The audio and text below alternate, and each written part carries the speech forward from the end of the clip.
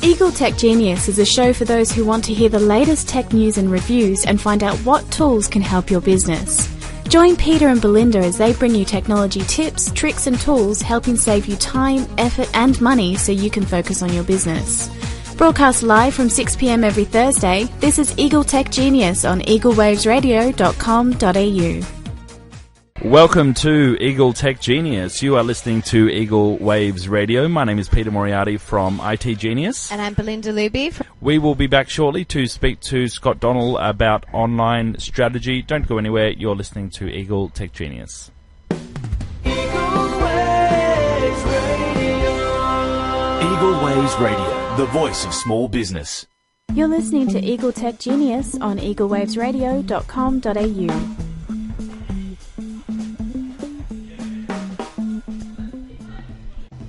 Welcome back to Eagle Tech Genius. We have Mr. Scott Donald in the studio from Creative Digital. We do. He's got some great tips. We just had an amazing segment. What was it? 10 tips on not to do. What not to do, yeah. How to keep Google happy. That's right, yeah. And what have you got next for us, Scott? We've got 6 profit-boosting tips for e-commerce sites. Now, this is great. Now, I know you've had a lot of experience with e-commerce sites because you, as a web developer, you build them and help manage them for lots of different organizations. Yeah, that's right. So we not only build the sites, but we follow through with all the digital marketing. So we make sure that the business owners can make some cash out of it by getting traffic, converting them to sales, everything an e-commerce store is meant to do. Scott, the e-commerce and online marketing master. Scott, tell us, what are your 6 profit-boosting tips? Okay, so number 1 comes down to site performance. So this is like how quick the site loads, that sort of thing. So the tip is to avoid cheap hosting. Also avoid hosting that's in the wrong location. So you want to have good quality hosting that's reliable, has good uptime, and preferably some dedicated resources to your site. So if you want it to perform really well, like a VPS or dedicated server, and also if you're marketing to Australian customers, have your host in Australia.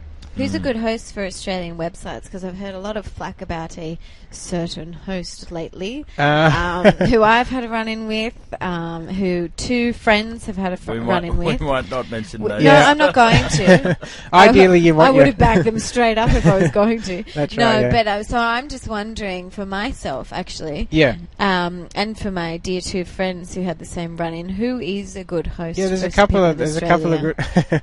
Okay, basically, you want a host that's got good uptime and availability, so you don't have to have any problems. You don't have to deal with support, ideally.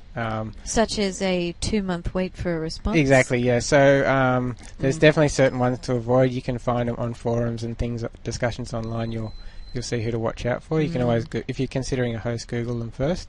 There's a couple of good ones like Crucial and Venture IP, things like that. Okay. And I'd say speak to your web consultant, and because like yourself, they've got the experience. Ask around, because some of the big names are the worst. So let's just put it that way. Let's keep running through the tips. And along with that site performance, the domain name. Get the right domain name. So if you're targeting to Australian customers, get a .au name. If you're targeting, worldwide customers, .com, the right extensions, that sort of thing. We do a lot with Magento Commerce, and that's quite resource hungry to make, can make sites slow. So get it optimized by your web developer. There's certain techniques to speed up the site regardless of your hosting. That's a good tip. Yep, absolutely. So got another one, which is so you're getting traffic to your site, okay, but the biggest issue with e-commerce sites is they're not converting to sales. Yep. So for some reason they're being put off. So this is conversion optimization. The idea here is that every visit to your site, you want to maximize the chance of getting them through the checkout, increasing the number of sales. But the keys to this are making your site easy to navigate and easy to purchase. So I actually was online last night buying some stuff from the States, and I was actually through the checkout before I knew it. and I was kind of like, but hang on, I didn't put my credit card in. It had saved it from last time. Amazon does that to Yeah, me all so the time. I was like, okay, that's cool. So convenient. Yeah, so checkout, you'll see that on some of the big sites. They really have streamlined that checkout so much. You're through there before you know it. And Apple are really good at that, aren't they? Yeah. Yes, they are. They had a few problems when they had an app for $1,000 and people's kids were buying it. Exactly. They let me buy Downton Abbey Season 2 twice. I don't know why it didn't click that I already had it, but it didn't. I just thought I had a few episodes, and I was waiting for that bit where it goes, Are you sure that you want the whole season? And it didn't. It just let me buy it all again. Thank you for your order. Thanks a lot, Apple. So yeah, so there's a few other quick tips on this, getting people to helping them to use your website and convert to customers, is having your site compatible with all browsers. You have to think about who's using your site, what age groups, and what type of computers they've got. If they're going to run old versions of Internet Explorer, like IE6 and things like that, then you have to factor that in, because that'll break your website. Do you remember Kogan did a... Yes, that was the greatest publicity stunt ever. War on Internet Explorer. That's right. So you can declare war on IE6 if you're keen. Yeah. And so you should. And you know what promotes me, what encourages me, to not buy from somebody, is when I ring up with a question or something and they say, oh, you have to use it through Firefox. I'm like, I'm using Chrome. I don't need to go and download an entire new browser. Exactly. Just check for you. Check the browser usage stats, and Chrome's killing it. So you want to make sure it's exactly. Chrome compatible. Yeah. So yeah, same with making sure the site's easy to use, clean, free of clutter. The number of e-commerce sites that are just the page is full of rubbish. You wouldn't even know how to check out. Easily, that sort of thing. Really? Form validation. Make sure your form doesn't just throw errors every time people are trying to check out, and tell them your phone number's invalid, and then clear the form. They have to type everything again. How do people fix that? Because I get that a lot. Yeah. Yeah, it's a terrible experience. So it just comes down to user experience. Run through the website exactly. The people want to buy from you. You've got to. They're waiting to give you their money. Exactly. So you got to help them. That's exactly right. So this time it's the customer that's needs your help. Yeah, is that a matter of calling someone like yourself? Exactly. Yeah, exactly. So someone that's experienced with e-commerce development, user experience, and really actually testing it, repeatedly, like you're a beginning user. So at any point during this segment, if you are confused, please call Scott. Exactly. Okay, we'll just run through a few really quickly. Make the checkout as simple as possible. There's some great solutions like one-page checkout, guest checkout. And they use a technology called Ajax, which you can ask your consultant about. Yeah, Ajax is that's right. It's where it can give you responses without leaving the page. All right. Tracking, make sure you track your site using analytics, and even if possible, you can track abandoned carts. Yes, like those little reminders I get from Victoria's Secret all the time. Exactly. Yeah, exactly. We know you wanted this product, and you need to come back. I did. That's really cool. Are there any tools that you can use to track abandoned carts, or is it built into something like often Magento? It's exactly. Like often it's customized. You add an extension to things like Magento, and your web developer can do that.